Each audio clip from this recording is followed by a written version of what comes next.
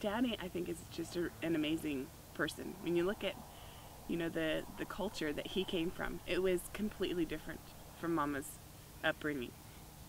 He didn't have a dad, and his mom worked, and his grandma tried to raise him the best that they could, and they did the best that they could, but they weren't in the church. They didn't have a lot of super positive influence. And he said to me once, and I think that it's totally correct, he said, I feel like that one of my callings in life is to stop all the nonsense, the emotional baggage and nonsense that went on when I was growing up, and, you know, emotional tugging back and forth and rejection and all that sort of thing, and just to stop that and have a normal, healthy family, and to be able to stop the traditions that roll from generation to generation and start new.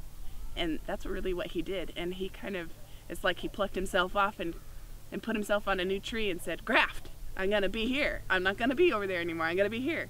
And he adopted all the ways of his wife. You know, Mama has a lot of culture. She's just steeped in a certain way of life, and it's about 100 years behind everybody else in the culture, you know, in the country.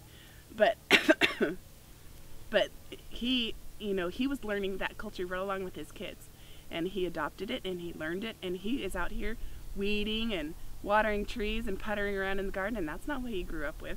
He changed in so many ways, and learning how to have kids. You know, he had one brother and no dad, no role model. He didn't know how to be a dad, and he got baptized in the church, and he learned a little bit as he went, but he was having kids faster than he was learning, and he still he did a great job. He did the best that he could do, and he consistently made progress in, you know, being more patient, being more loving, doing all the things he never had growing up.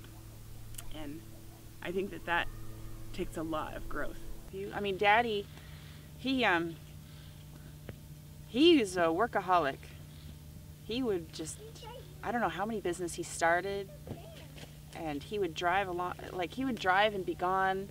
He'd be gone on overnight trips and stuff, just trying to work really hard and get his businesses going to pay for everything, and be a total workaholic. But on the other hand, family came first. Like always, family with us, family came first.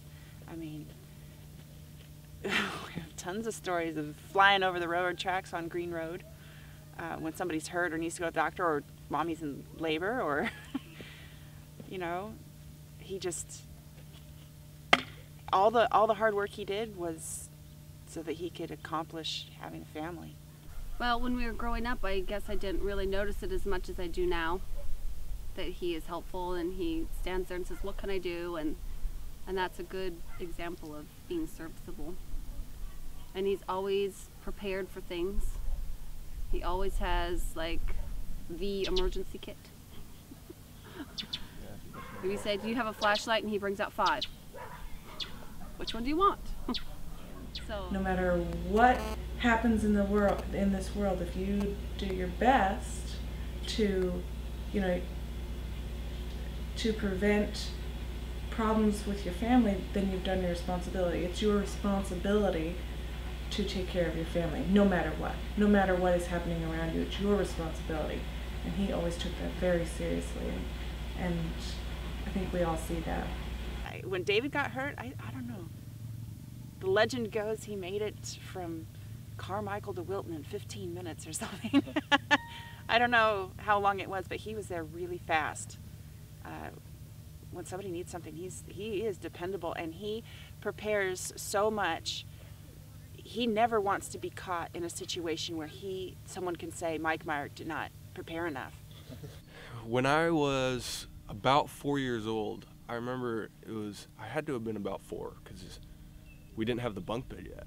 And I remember waking up in the morning, they had a bedpost on each corner of the bed, and it was just flat on top. And on top of the bedpost was a little Ritz cracker. And it was good. It was really good, and I knew it was from Daddy. And I was so grateful that he gave me that Ritz cracker. But Daddy used to wrestle. We used to wrestle with Daddy a lot. He'd call us squirrely girlies and tickle us, and we'd pile like 3 or 4 of us on his back and go for a ride. Well, one of my favorites for sure is the the time we went dirt biking out the Forest Hill, and you drove your bike up a tree, and you had a key in your pocket, and it kind of stabbed your leg, and you had the biggest bruise. But it always makes me laugh how basically Jack had to trick you to get you out to get you to drive the dirt bike back out. That's probably that's one of the stories that makes me laugh the most. My favorite thing to do with Daddy was always fishing. We didn't start doing that until I was a teenager, but it was something that I was always really glad to go and do with him.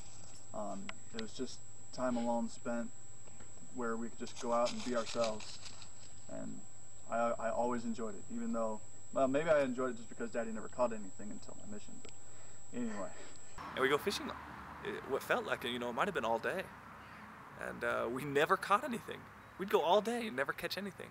We'd go months and just not catch fish. But for some reason it was still fun. Whenever he had to go to the gas station just to fill up some gas or something, I'd always beg to go just so I could get an icy. So yeah. Also, I'm sure everyone else has said this, but fishing's always fun with Daddy. That he would always throw us on the bed like it was, the water bed, so it's all over the place, and he would throw us really high and we'd splat right on the bed, and that was really fun. I would have to say that my favorite memory with Daddy is the fact that my 10th birthday on 4th of July, there was a dirt bike outside wrapped in a giant wooden box. And we went out and we opened it, and there was a dirt bike outside.